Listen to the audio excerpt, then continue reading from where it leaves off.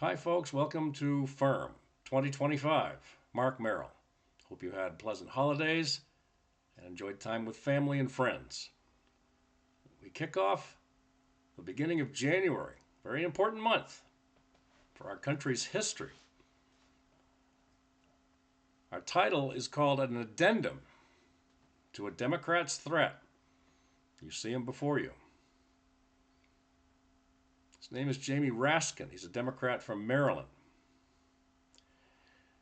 In our new year, folks, we have, of course, hope, excitement, thrills, positive goals, and a safe society and culture awaits the United States people.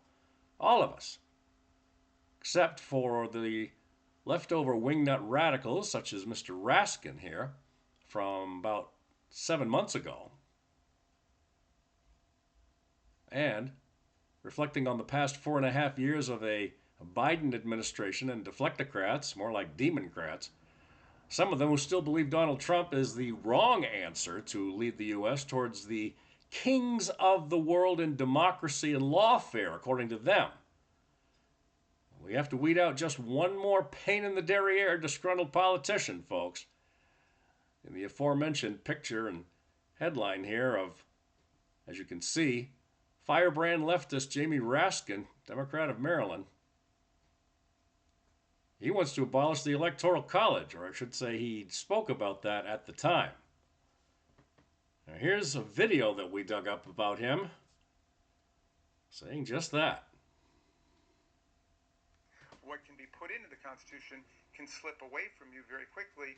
And the greatest example going on right now before our very eyes is Section 3 of the 14th Amendment, which they're just disappearing with a magic wand, as if it doesn't exist, even though it could not be clearer what it's stating. And so, they want to kick it to Congress, so it's going to be up to us on January 6, 2025, to tell the rampaging Trump mobs that he's disqualified. And then we need bodyguards for everybody in Civil War conditions, all because the 9 justices, not all of them, but these justices who have not many cases to look at every year, not that much work to do, a huge staff, great protection, simply do not want to do their job and interpret what the great 14th Amendment means. And I'm glad that Sherilyn's creating her new center so we can bring that.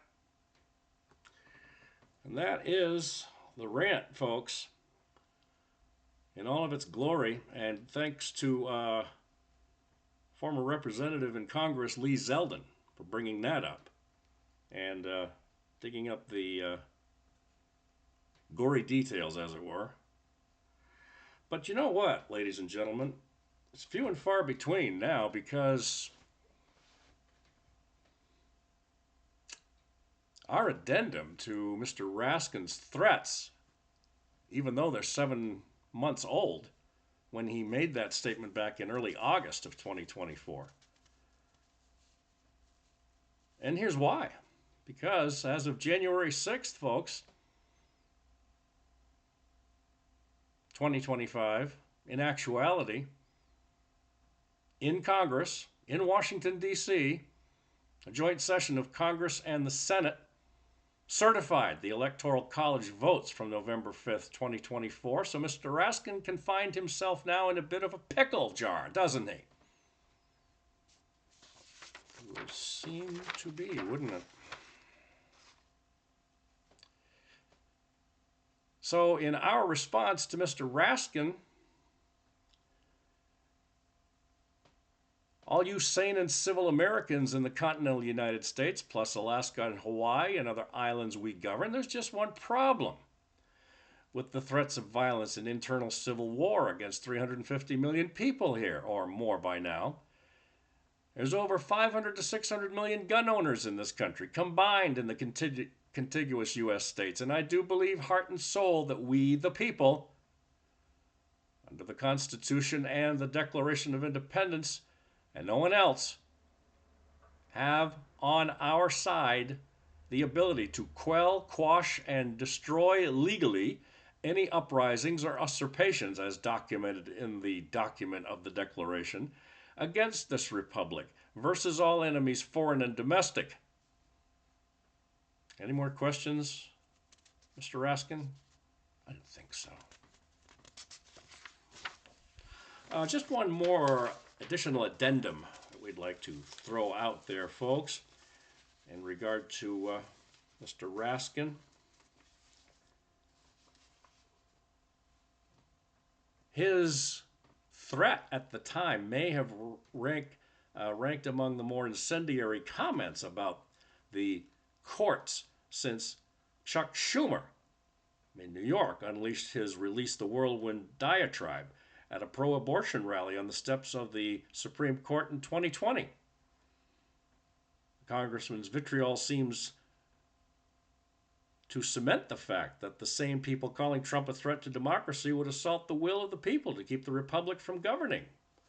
Congressman Raskin continues to stoke the flames of division in the country through his use of incendiary language aimed at his political opponents, and once again, as you've already seen, just proves that the hypocrisy of the left, like him, who slanders conservatives in an attempt to mask progressives towards violence, which has been on full display in cities and college campuses across America in recent times, isn't going to do any good. So he can stick it, as far as we're concerned here at Firm. That's right, Mr. Raskin. I'm calling you Mr., because you sure as hell don't belong in Congress, trying to incite violence. Once again, and I repeat, again, a duly elected candidate for President of the United States, over 77 million voters, and the Electoral College, certified on January 6, 2025, just recently. So we do appreciate the information from the congressman, but we must move on to better and more prosperous news as we continue here on Firm. Glad to be back here in 2025, folks, for a short hiatus. Some other news that happened over the weekend, the first weekend of January, not the first full week. But also, you probably recall Mr. Wonderful here from north of our border, Justin Trudeau. Well, Mr. Trudeau announced his resignation as Prime Minister of Canada, which would be effective in March of 2025. And his resignation as leader of Canada's governing party after nearly a decade, he said in a press conference in Ottawa, the capital of the country, that he'd stay on until a new Liberal Party is chosen. And some partial quotes here. The country deserves a real choice, he said at the next election, announcing that Parliament will be prorogued until March 24th.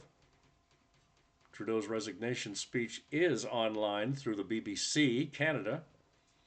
Opposition party leaders, including the Conservatives' Pierre Poilievre and the New Democrats' Jagmeet Singh, responded by hitting out at Trudeau and his time in leadership. Trudeau had been under growing pressure from within his own party and elsewhere to step down. Who could replace Trudeau as Liberal Party leader? Well, ex-Deputy Prime Minister Chrystia Freeland and former central banker Mark Carney are among potential successors. Well, that takes care of the initial news on this particular episode of Firm, folks. An addendum to a rather harsh beginning and a very fruitful and prosperous beginning.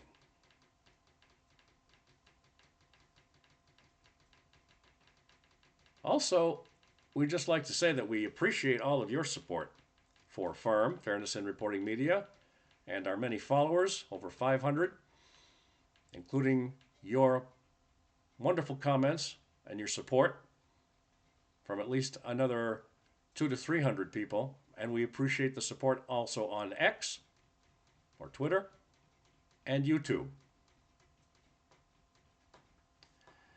As we move towards the end, folks, of course, you know and you can see that we must now focus on the immediate future, which will give us President-elect Trump and Vice President-elect J.D. Vance the reins to take over our country and bring it back to prosperity and do all kinds of things that need to be taken care of, folks.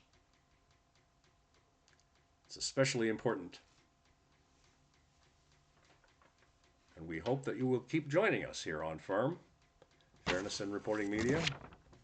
And this is where you can reach us anytime, 24 hours a day, 7 days a week at rumble.com/fairnessmedia1 for all podcasts. We have over 280, getting closer to 300.